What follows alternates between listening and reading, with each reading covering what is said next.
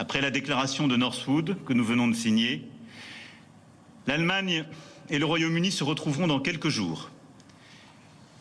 Et nous retrouverons nos partenaires allemands à la fin du mois d'août pour un conseil franco-allemand de défense et de sécurité où nous aurons de nouvelles décisions à prendre. Bâtissons avec nos principaux partenaires, agissons en Européens, car nous affrontons les mêmes menaces, à commencer par la menace russe. Mais nos investissements, combinés, une coopération renforcée, nous permettra de bâtir ce pilier européen de l'OTAN que la France a annoncé et voulu avant tant d'autres. Rappelez-vous, il y a 9 ans, c'était un gros mot. Il y a quelques années, il était impossible de le défendre et de le voir soutenu par d'autres. Maintenant, c'est devenu un credo. Ils nous ont tous rejoints. Mais à nous d'en faire une réalité et d'agir ensemble. Face à cette même menace, nous devons agir ensemble, produire ensemble, acheter ensemble. C'est le sens du programme SAFE, Security for Europe, adopté il y a 1 mois et demi par le Conseil européen et qui permettra, avec 150 milliards d'euros, de financer des achats conjoints d'équipements militaires. Il faut impérativement les mettre en œuvre. Et nous avons pour cela des atouts. Nos industriels ont des atouts. Nous avons des capacités qui sont au point d'excellence internationale et doivent devenir des solutions européennes. Le système de défense aérienne, SAMT, nouvelle génération, nos missiles dans toutes les gammes, nos Rafales, les premières constellations de satellites en orbite basse, nos champions de l'intelligence artificielle, nos systèmes radars et anti-drones, et j'en passe. Ces solutions, cette innovation de pointe, nous en disposons. Nous la produisons souvent déjà en partenariat avec plusieurs autres grands industriels européens ou par nos groupes qui ont déjà une empreinte et un actionnariat européen. Alors achetons européens en masse. Malgré l'incertitude américaine et face à la volonté chinoise, face à la menace russe, la puissance européenne est notre meilleur bouclier.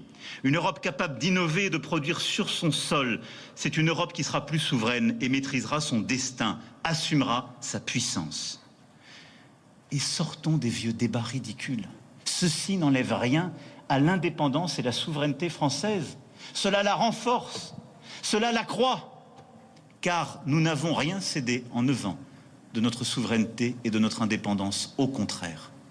Mais en ayant des alliés dont les armées travaillent avec nous, opèrent avec nous, en ayant des industriels partout en Europe qui produisent avec nous, en poussant nos partenaires européens à acheter avec nous nos matériels, nous renforçons de fait notre souveraineté et notre indépendance.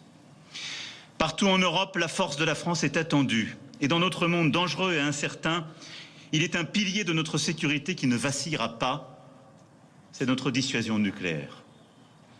Totalement et invariablement souveraine, elle garantit notre liberté. Elle a également un rôle dans la sécurité de l'Europe.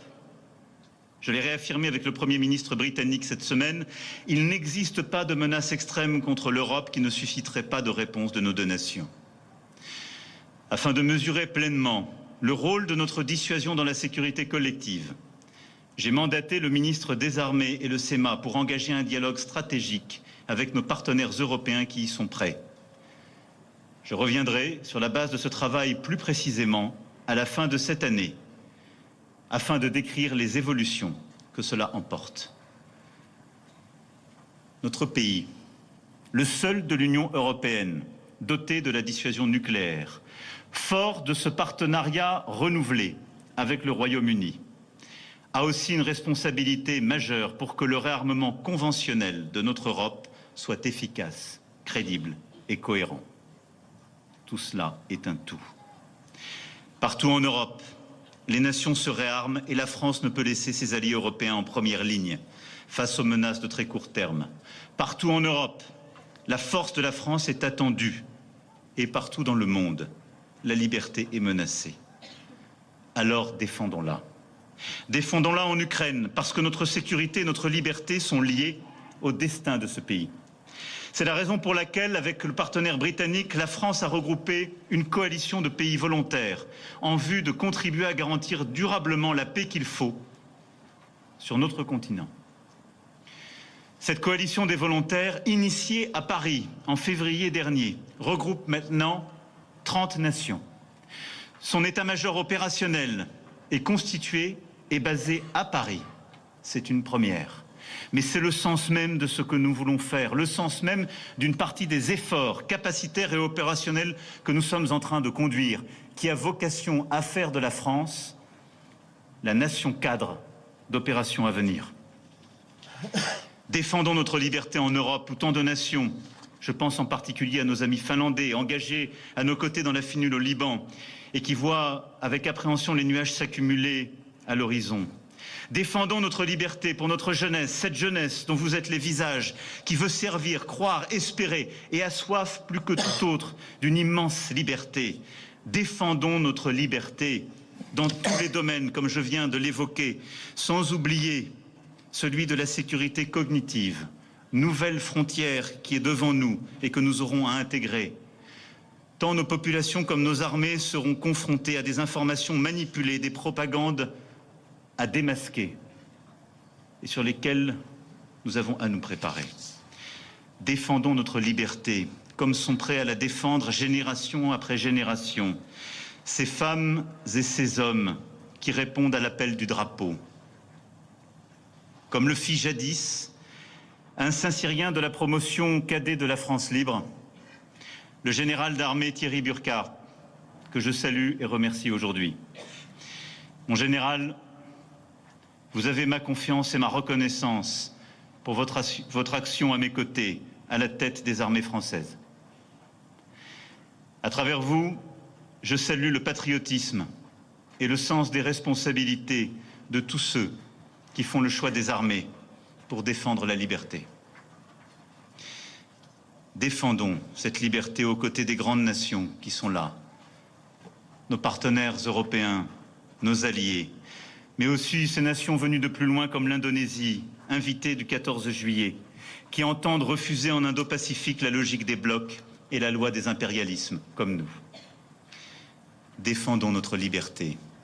Et en cette veille de 14 juillet, soyons fidèles au peuple de la Révolution qui clamait sa grandeur et la liberté universelle des peuples. Défendons nos armées qui défendent notre liberté. Soyons à leur côté, à l'arrière, prêts à tous les engagements, tous les combats. Comme chaque jour, ces femmes et ces hommes sont prêts à l'ultime sacrifice pour la nation. Alors demain, je serai à vos côtés, une fois encore, avec reconnaissance, avec confiance et avec fierté, comme depuis le premier jour. Car je sais combien c'est cet engagement,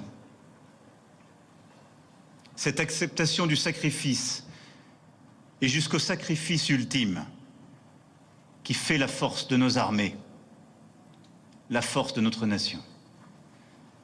Demain, je serai à vos côtés une fois encore, avec cette même fierté. Vive la République et vive la France.